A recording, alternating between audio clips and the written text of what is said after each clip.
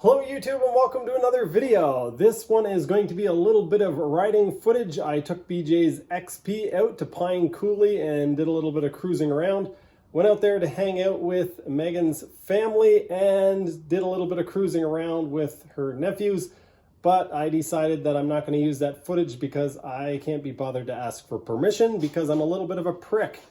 The camera is now resting against an oil filter that is sitting on top of my X2 hull. We went on vacation this week, and that's probably why I'm so miserable right now. And yeah, the good news is that before we went, I ended up pulling a all-nighter, sort of, and got a bunch of layers of epoxy down on the hull. So that video should be out fairly soon. That is, if I decide to edit it and put it out. Anyway, let's get into this video. I got the wheel bearings all tightened up and greased on the trailer. I got the XP washed off, fueled up, and ready to go for tomorrow. And now I'm going to do what I've been waiting all day to do, and that is open up this package. I'm fairly certain that I've got jets for my carburetor in here, but I forget what else I ordered. I ordered a, yeah, I'll just show you guys what it is. Let's see. There it is. I got a flow control valve. So this is going to be used to control the flow of water into my exhaust system. And you can adjust this without any tools. You just turn it. I haven't actually used one before. I was going to make one, but I decided to save a lot of time. I also got a screen for the cooling water so that the valve wouldn't get plugged and so that the inlet wouldn't get plugged. So that's basically a water filter. And I also got some green fuel line, some green primer line. Wait, it's supposed to be green. They didn't send me what they're supposed to send me. It's supposed to be green primer line, green fuel line, and green water line. But they didn't send me any primer line. But here are my jets. I've got two 120s and a 125. There we have it. Fun stuff. This is actually quite neat. I like this idea. I'm not a big proponent of adding unnecessary things to a ski, but if you're going to be flowing water through small orifices, it's a good idea to make sure that those orifices don't get plugged. And so basically the water will go into this before it goes into the control valve and before it goes into the exhaust. And that way it will ensure that I don't end up with a overheating exhaust due to a plugged valve or a plugged inlet. Very nicely made, fairly straightforward and simple. It's got a nice O-ring on it to seal it. A plastic lid so you can see when it's getting full of junk. It says that you can adjust this without any tools, but I'm not seeing. I guess it does come with instructions. Worst case scenario, we can have a look at those. Arrow pointing towards the stinger to set. Opening pressure, hold the hose on the inlet side of the valve and turn the hex. So I can blow through it. But yeah, this is the JetWorks flow control valve. And you adjust it by holding this hose and turning on the hex part. And when you turn it clockwise, it puts more pressure on a spring. Basically, it looks like there's either a rubber ball in there or just a rubber diaphragm-y type thing. And it takes more pressure to, when you put more spring pressure on it, it takes more water pressure before water starts coming out the other end. Very good. It probably would have taken me 2 days to build something comparable to this, so well worth the I think it was $53 US. All right, YouTube. I've arrived at Pine Coulee and I'm gonna take a trip down and say hello to the family. This is a pretty rare sight, seeing me jet skiing without a helmet.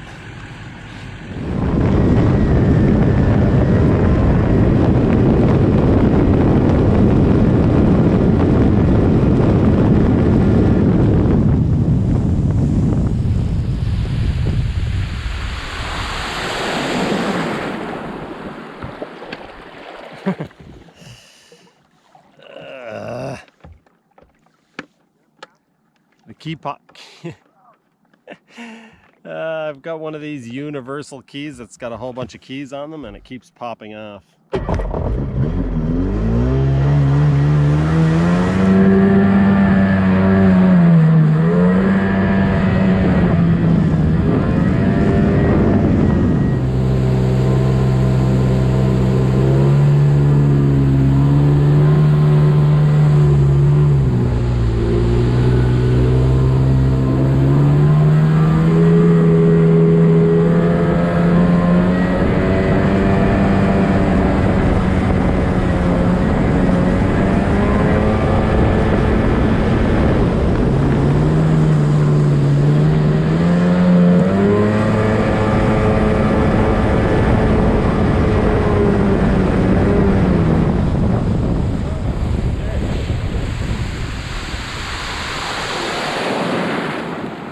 Popped off again.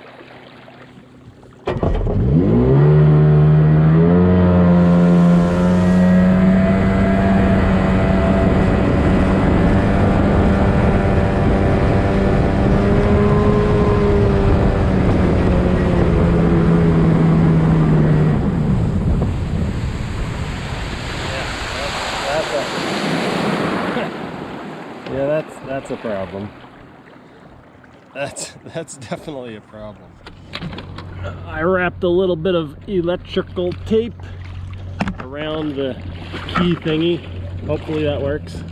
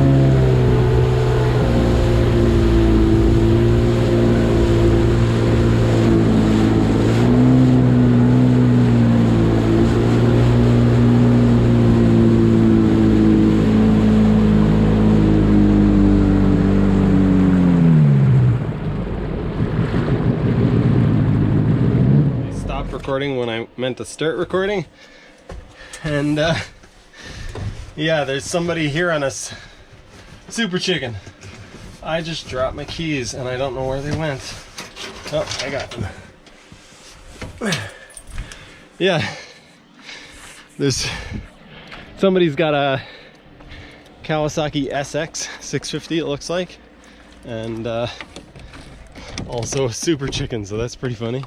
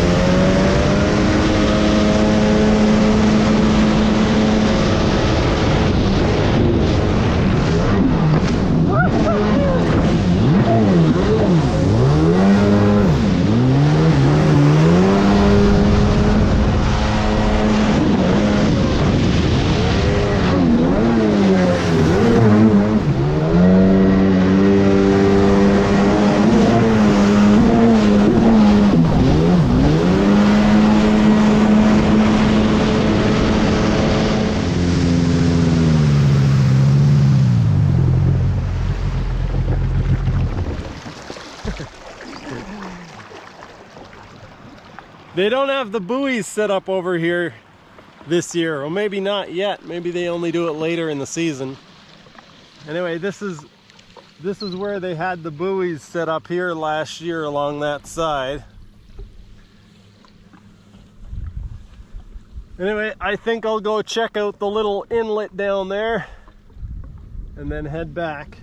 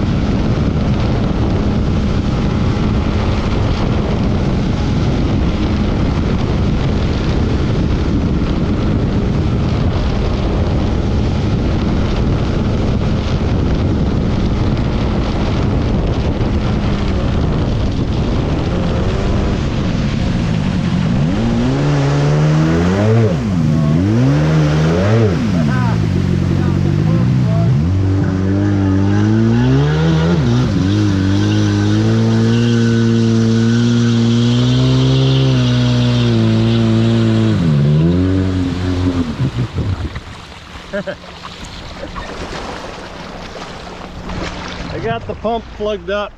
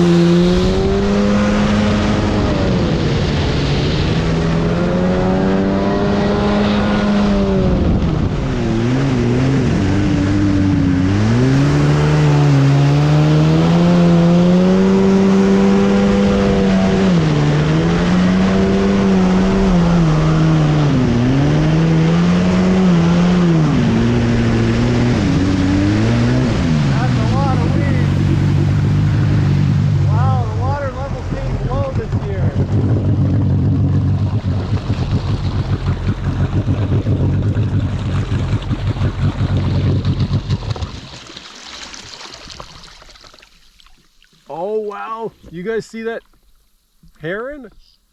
Holy crap. I'm sure the camera can't pick that up. I'm gonna grab my phone.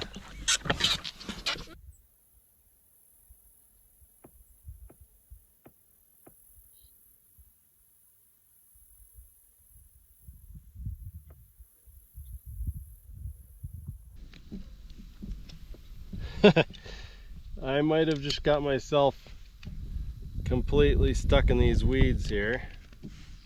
Let's see if I can navigate my way out here.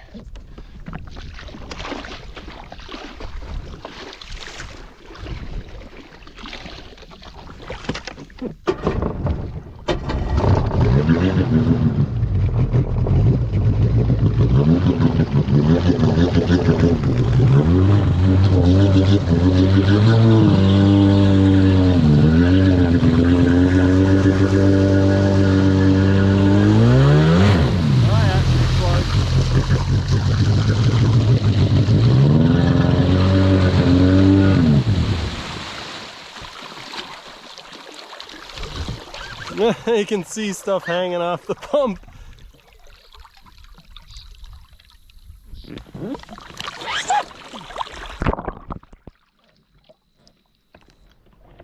Wow.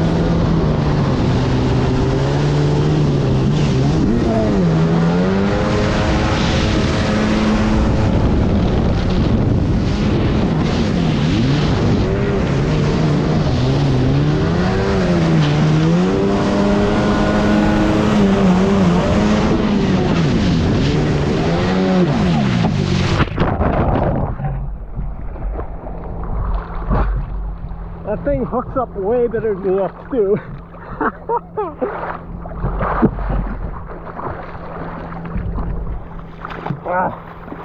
It hooks up so much better. In the turns, it flung me.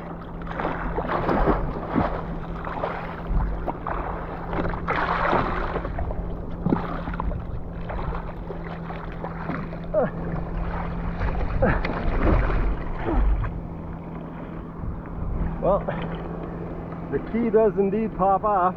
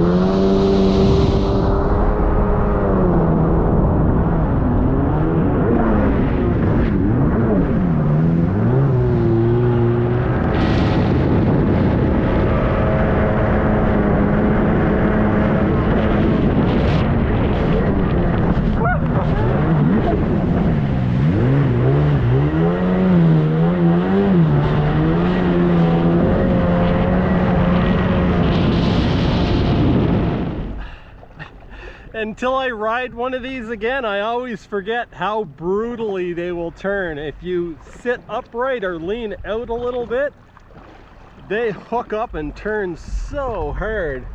I'm sure there's more modern skis that will do the same thing, but man.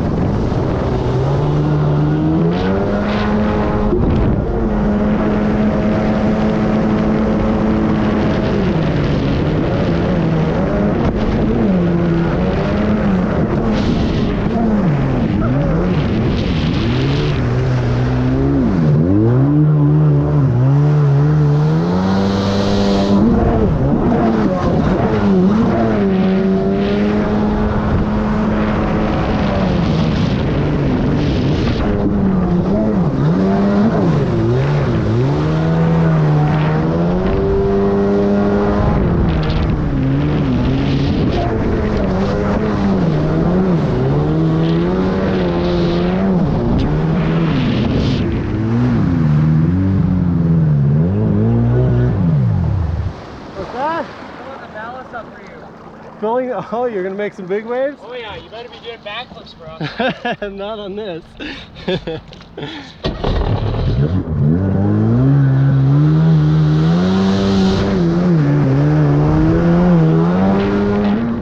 People are way too friendly out here.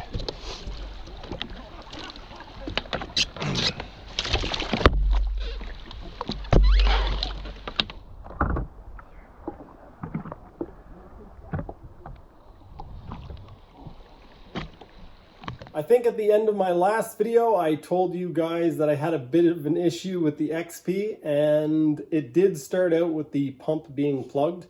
Megan and I were out on it at the time, and I'm actually going to show that in a separate video. I don't know how I ended up making this video as long as I did after cutting as much out of it as I did. But yeah, I don't know. When I start editing stuff, I start feeling like, oh, this is important. I should put that in. And then I end up with a video that's like half an hour long and really doesn't seem to have any substance to it whatsoever.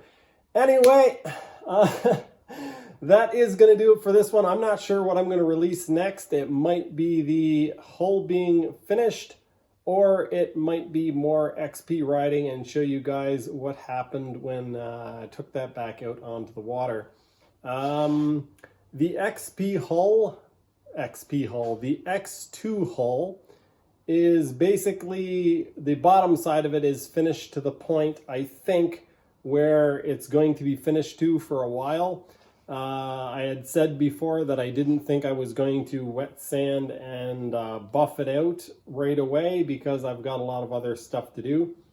I am currently waiting for a CDI box. The person from eBay told me that actually they were going to contact me today. I should check my email. Anyway, they might have another CDI box that they may send me. That probably won't work out because things don't work out that way for me. Jacob from Jet Ski Brothers sent me a comment telling me where I could get a CDI box for the 1100. It's actually a programmable one, which is quite interesting. So I've been looking into that a little bit. I might take that route. WSM also sells an e-box with a CDI, and I might go that route as well. I haven't decided yet.